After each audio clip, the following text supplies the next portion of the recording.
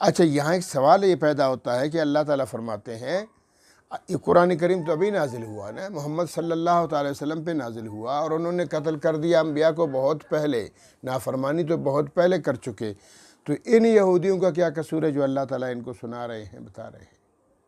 انہوں نے تو کچھ نہیں کیا۔ ہاں، کچھ نہیں کیا انہوں نے، ہاں انہوں نے بھی بہت کچھ کیا، اصل میں ان کا بس نہیں چلتا تھا۔ پہلے بھی یہی طریقہ کار تھا ان کا، یہی واردات تھے ان کے، کہ جہاں ان کا بس چلتا تھا وہ نبیوں کو قتل کرتے تھے، اور جہاں بس نہیں چلتا تھا مخالفت کرتے تھے۔ عیسیٰ علیہ السلام کے بھی تو قتل کے پیچھے پڑ گئے، لیکن اپنے بندے کو مار دیا، اور پھر عیسائی بیوقوف کہتے نہیں ہمارے نبی کو سولی پہ چڑھا دیا، انہوں نے جھوٹ بولتے ہیں، بر رفع اللہ نے ان کو اٹھا لیا۔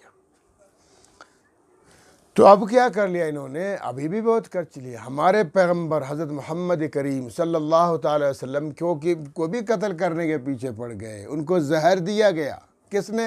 ایک خیبر والے یہودیوں نے، اور انہی خیبر والے یہودیوں نے آپ صلی اللہ علیہ وسلم کو ایک حکم بنا کے ایک جھگڑے کے لیے بلایا کہ آپ حکم بنے اور فیصلہ فرمائیں۔ آپ صلی اللہ علیہ وسلم تشریف لے گئے، ان کا منصوبہ کچھ اور تھا کہ اللہ کے رسول کو کوئی بہت بڑی حویلی تھی، اس حویلی میں سائے میں بٹھانا تھا، باہر میدان میں سائے کی طرف اللہ کے رسول کے لیے جگہ بنائی گئی تھی کہ ادھر اللہ کے رسول کو بٹھائیں گے، اور پہلے سے بہت سے بندے منتخب کیے تھے۔ چھت کے اوپر بڑا سا پتھر رکھا تھا کہ جیسے اللہ کے رسول یہاں بیٹھیں گے، جب وہ باتیں کرنے لگیں گے تو تم اس بڑے پتھر کو گرا دینا، اللہ کے رسول کو شہید کر دینا، نعوذ باللہ۔ تو دیکھو اللہ تعالیٰ نے ان کو پہلے اطلاع دے دی کہ آپ کے خلاف یہ مہم ہے، آپ صلی اللہ علیہ وسلم نے وہاں بیٹھنا نہیں ہے۔ تو آپ صلی اللہ علیہ وسلم گئے ضرور، لیکن وہاں بیٹھے نہیں۔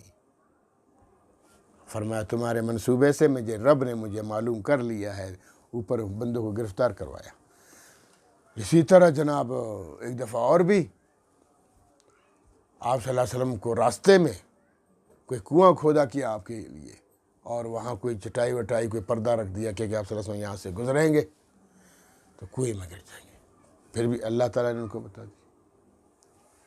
اور اسی طرح آپ صلی اللہ علیہ وسلم کو یہ تو سب کو پتہ ہے کہ آپ صلی اللہ علیہ وسلم پر جادو کیا گیا، پھر وہ آخری جو دو صورتیں نازل ہوئیں، معوذتین، قل اعوذ برب الفلق، قل اعوذ برب الناس، یہ سارے یہودیوں کے کرتوت ہیں۔